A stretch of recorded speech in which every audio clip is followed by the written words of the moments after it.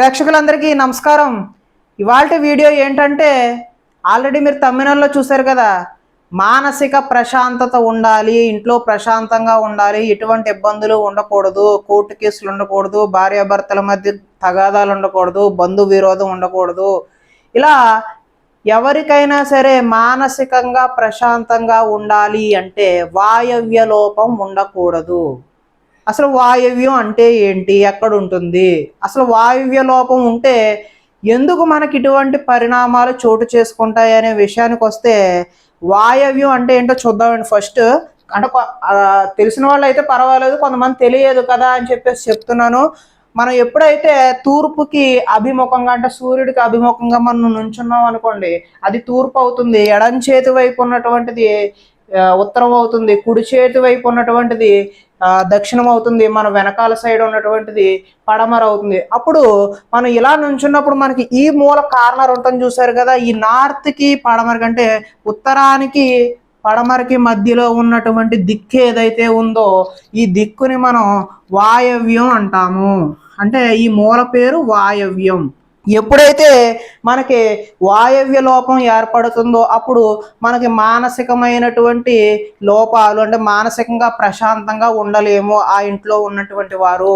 ఎందువలన అంటే మనకి వాయవ్య లోపం ఏర్పడినప్పుడు మానసికమైనటువంటి ప్రశాంతత ఎందుకు లోపిస్తుంది అంటే, వాయవ్యానికి అధిపతి ఎవరు అంటే నవగ్రహాలలో చంద్రుడు అవుతాడు. వాయవ్యానికి అధిపతి ఏమో చంద్రుడు. మనకి జాతక దృష్ట్యా కూడా ఎవరైనా జ్యోతిష్కులు కానీ ఎవరిని అడిగినా సరే చంద్రుడిచ్చే ఫలితాలు ఏమిటి అంటే, వాయవ్యం దిక్కుకి అధిపతి చంద్రుడు కాబట్టి చంద్రుడిచ్చే ఫలితాలు అక్కడ లోపం ఏర్పడితే నెగిటివ్గా వస్తాయి. చంద్రుడు ఏంటంటే మనకి మైండ్ మీద వర్క్ చేస్తాడు, మానసికంగా అంటే మన యొక్క మానసిక ప్రశాంతత మీద పనిచేస్తుంది. చంద్రుడు మనస్సు కారకుడు అని చెప్పేసి చెప్పబడింది, అంటే మనస్సుని స్థిమితంగా ఉంచేవాడు అని. అక్కడ లోపం ఏర్పడింది అనుకోండి, ఏం జరుగుతుంది, మనస్సు స్థిమితంగా ఉండనివ్వడు. అది ఇంట్లో ప్రేమ వివాహాలు కావచ్చు, లేదంటే ఏదైనా ఇల్లీగల్ అఫైర్స్ కావచ్చు, లేదంటే గొడవలు కావచ్చు, కోర్టు వివాదాలు కావచ్చు, ఏదైనా సరే మీరు ప్రశాంతంగా పడుకోలేరండి. మానసికంగా చాలా ఇబ్బంది పెడుతూ ఉంటాడు అక్కడ లోపం ఏర్పడిందంటే. అది ఏ విధంగా అయినా కావచ్చు. అది పర్టికులర్గా ఫలానా రీజన్ అని మనం ఎప్పుడు చెప్పగలుగుతాం అంటే, ఆ ఇంటి యందు వాయువ్య లోపంతో పాటు రిమైనింగ్ వాస్తు ఎలా ఉంది, ఎక్కడ వేరొక లోపం ఏదైనా వేరే చోట కూడా ఉందనుకోండి, దాన్ని దీన్ని కాంబినేషన్తో మేము అంచనా వేసి చెప్పడం జరుగుతుంది. ప్రధానంగా వాయవ్య లోపం జరిగితే మనకి మానసిక ప్రశాంతత ఉండదు అనే విషయాన్ని దృష్టిలో పెట్టుకోండి. ఇక వాయవ్య లోపం ఏ ఏ కారణాలతో ఏర్పడుతుంది ఇంటి యందు అంటే, నేను ఇక్కడ ప్రధానంగా ఒక 8 పాయింట్లు రాయడం జరిగింది. ఈ 8 పాయింట్లని నేను ఒకటి తర్వాత ఒకటి ఎక్స్ప్లెయిన్ చేయబోతున్నాను. జాగ్రత్తగా స్కిప్ చేయకుండా చూడవలసిందిగా కోరుతున్నాను. చూసారు కదా మిత్రులారా, ఫస్ట్ది మొట్టమొదటిది గేటు. అంటే మన ఇంటి యొక్క గేటు ఎక్కడ ఏర్పాటు చేసుకున్నాము అనే విషయానికి వస్తే, ఇది మీ ఇల్లు తూర్పు ఫేసింగ్ అయినప్పటికీ, ఉత్తరం ఫేసింగ్ అయినప్పటికీ, పడమర ఫేసింగ్ అయినప్పటికీ, ఏ ఫేసింగ్ అయినప్పటికీ మన ఇంటి యొక్క గేటు ఎప్పుడు కూడా ఆధునిక వాస్తు ప్రకారం ఉచ్చ స్థానాలలో మాత్రమే ఉండాలి. ఉచ్చ స్థానాలు అంటే ఇక్కడ స్థలానికి, ఇల్లు కాదండి, స్థలానికి అన్ని వైపులా సగసగ భాగాలు చేసుకుంటే ఇక్కడ నుంచి ఇక్కడ వరకు అంటే ఉత్తర ఈశాన్య భాగము, అదేవిధంగా తూర్పు ఈశాన్య భాగము, అదేవిధంగా దక్షిణ ఆగ్నేయ భాగము, అదేవిధంగా పడమర వాయవ్య భాగము, ఇలా 4 వైపులా 4 దిక్కులకు 4 ఉచ్చ స్థానాలు చెప్పబడింది. ఎప్పుడైతే మనం ఈ ఉచ్చ స్థానాలలో కాకుండా నీచ స్థానాలలో ఏర్పాటు చేసుకుంటామో గేటు, అప్పుడు మనకి ఈ దోషాలు ఏర్పడతాయి. ఇప్పుడు మన టాపిక్లోకి వస్తే, వాయవ్య దోషం అనుకున్నాం కదండి. ఇక్కడ వాయవ్య దోషం ఎప్పుడు ఏర్పడుతుందంటే, వాయవ్యం కూడా 2 రకాలు ఉన్నాయి, 2 వైపులకు వస్తుంది మూల కాబట్టి.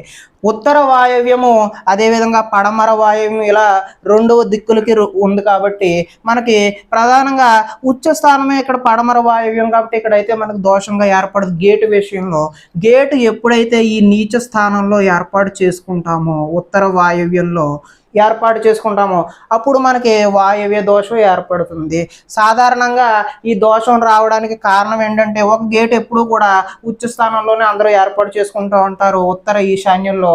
ఇక్కడ స్థలం బాగా పొడవు ఎక్కువ ఉన్నప్పుడు ఇంటికన్నా ఎక్కువ స్థలం మనకు తూర్పులో ఖాళీ వదులుకున్నప్పుడు ఏమవుద్దంటే మనకి ఇక్కడ ఇంటికి ఈశాన్యంలో కానీ ఈ హాల్కి సెంటర్లో కానీ మనం సింహద్వారం ఏర్పాటు చేసుకున్నప్పుడు దానికి ఎదురుగా మనకి ఇంకొక గేటుని ఇచ్చుకుంటూ ఉంటారు. అలా ఇచ్చినప్పుడు ఏం జరుగుద్దంటే ఈ ఇంటికన్నా మనకి స్థలం ఎక్కువ ఖాళీ వదులుకున్నప్పుడు ఇది నీచంలోకి వచ్చేస్తుందండి ఇక్కడ ఏర్పాటు చేసుకున్నటువంటి గేటు. ఇలా నీచంలోకి ఏర్పాటు చేసుకున్నటువంటి గేటు వల్ల ఈ నడకల వల్ల మనకి ఉత్తర వాయవ్యం లోపం ఏర్పడి మనకి దోషంగా పరిణమిస్తుంది. నెక్స్ట్ వచ్చేసి వీధిపోటు. ఇక్కడ మనం చూసుకుంటే పడమర వాయవ్యం వీధిపోటు కొంతవరకు మంచిదే అయినప్పటికీ ఉత్తర వాయవ్యం వీధిపోటు ఎట్టి పరిస్థితిలోనే పనిచేయదు.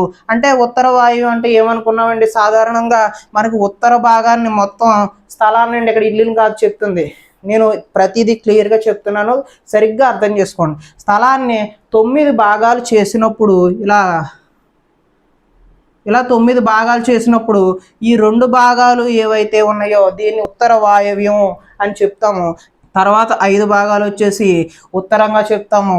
తర్వాత లాస్ట్ ఉన్నటువంటి 2 భాగాలు ఉత్తర ఈశాన్యంగా చెప్తాము. ఇక్కడ కానీ మనకి ఇక్కడ వీధిపోటు దగ్గరకు వచ్చేసరికి ఇక్కడ మన ఇంటికి కాంపౌండ్ వాళ్ళకి మధ్యలో వేరొక రోడ్డు ఉన్నప్పటికీ కూడా మనకి ఎదురుగా వీధి తగిలినప్పుడు ఈ సగభాగం ఏదైతే ఉందో ఉత్తరానికి సగభాగానికి కింద ఎక్కడ వీధిపోటు తగిలినా మొత్తం ఈ భాగం అంతా వీధిపోటు తగిలినా ఎంతో కొంత భాగం వీధిపోటు తగిలినా కూడా అది దోషంగానే మనం పరిగణించాల్సి వస్తుంది. నెక్స్ట్ వచ్చేసి మెట్ల కింద టాయిలెట్.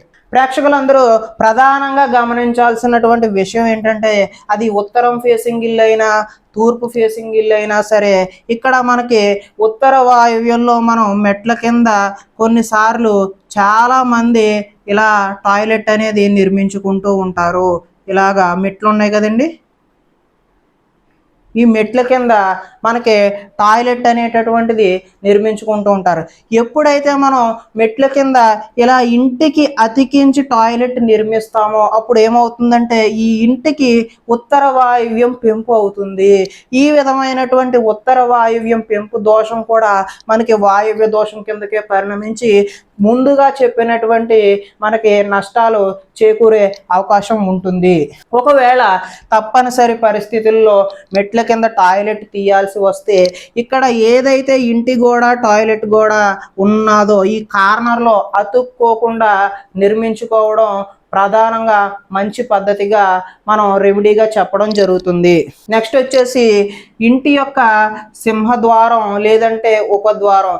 ద్వారం సింహద్వారం అయినా కానీ ఉపద్వారం అయినా కానీ, అంటే సింహద్వారం అంటే ఇంటికి చాలా మందికి క్లారిఫికేషన్ అనేది లేదు. సింహద్వారం అంటే మన పేరుని బట్టి మనకి అన్వయించేటటువంటి సింహద్వారం మన ఇంటికి ఒకటే ఉంటుంది.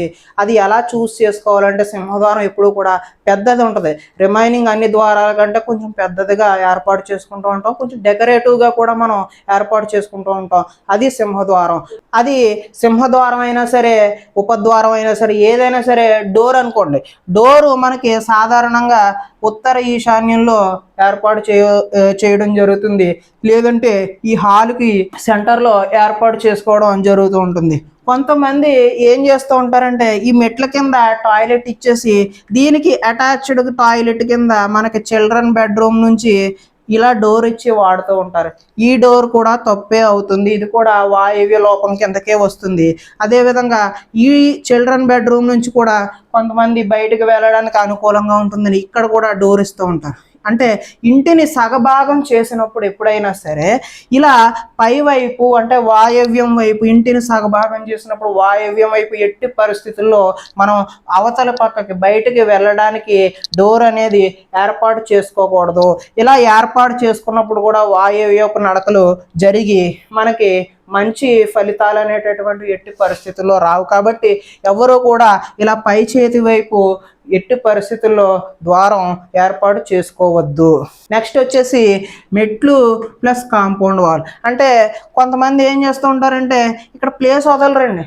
చాలామంది ఏంటంటే ఖాళీ వదులుకోవడానికి చాలా నొప్పి వచ్చేస్తూ ఉంటుందండి. మనం సాధారణంగా నేను ఇచ్చే ప్రతి ప్లాన్ ఇప్పటి వరకు ఒక్క ప్లాన్ కూడా నేను చుట్టూ ఖాళీ లేకుండా ఇవ్వడం జరగలేదు. ఎవరైనా అలా కావాలి మాకు హద్దు మీదే ప్లాన్ కావాలని అడిగితే నా దగ్గర ఇవ్వడం కుదరదు, మీరు బయట తీసుకోండి అని మాత్రమే చెప్పాను. ఎవరికి కూడా ఇవ్వలేదు.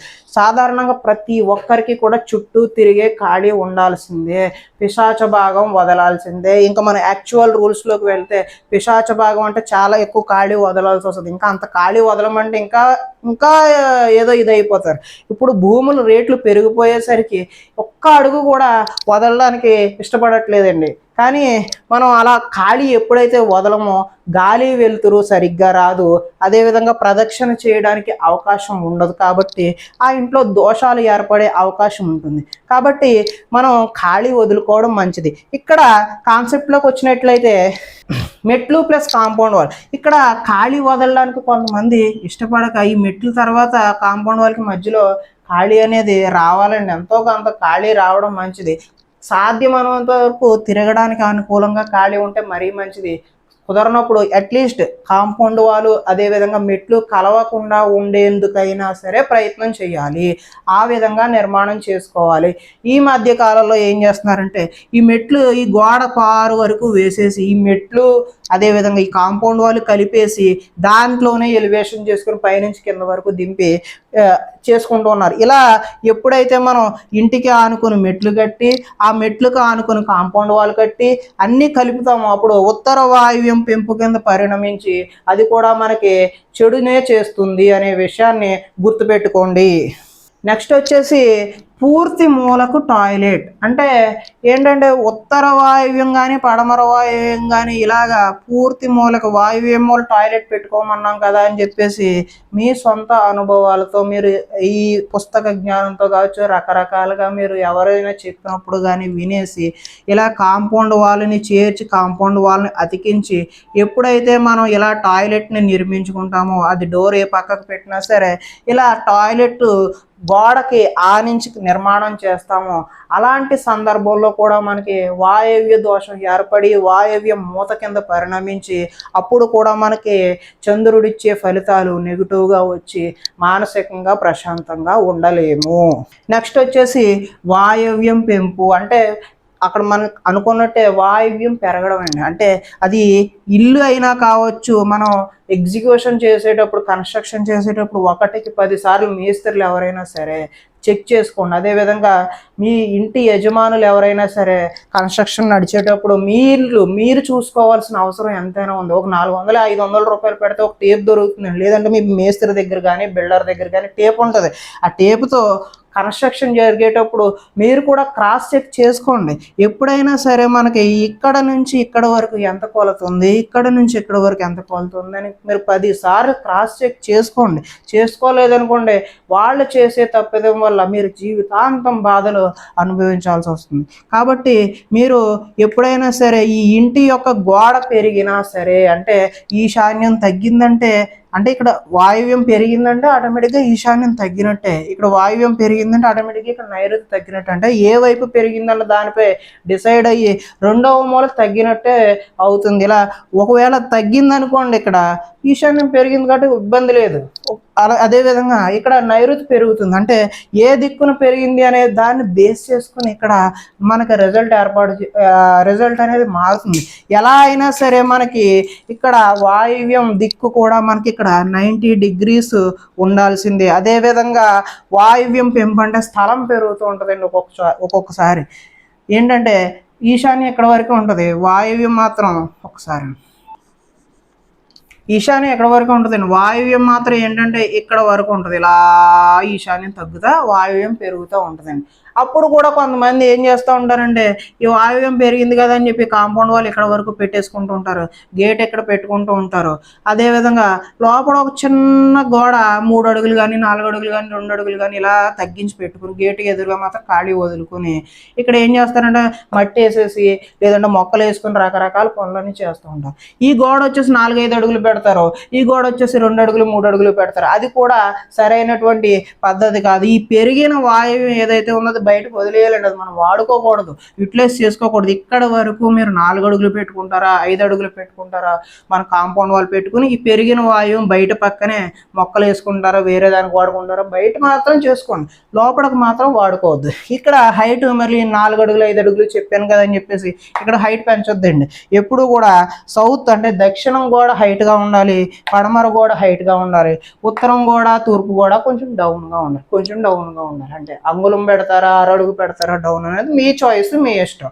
అంతేగాని ఇక్కడ 4 అడుగులు పెట్టమన్నాం కదా 4 అడుగులు 5 అడుగులు పెట్టి ఇక్కడ 4 అడుగులు పెట్టకండి, ఇక్కడ 5 పెట్టి ఇక్కడ 4 పెట్టినా దోషమే, అది కూడా మనకు దోషంలోకి వస్తుంది. కాబట్టి ఇది హైట్ తక్కువ ఉండాలి, దక్షిణం కన్నా ఉత్తరం డౌన్లో ఉండాలి, ఆ విషయం కూడా గుర్తుపెట్టుకోండి. నెక్స్ట్ వచ్చేసి సెప్టిక్ ట్యాంక్ అండి.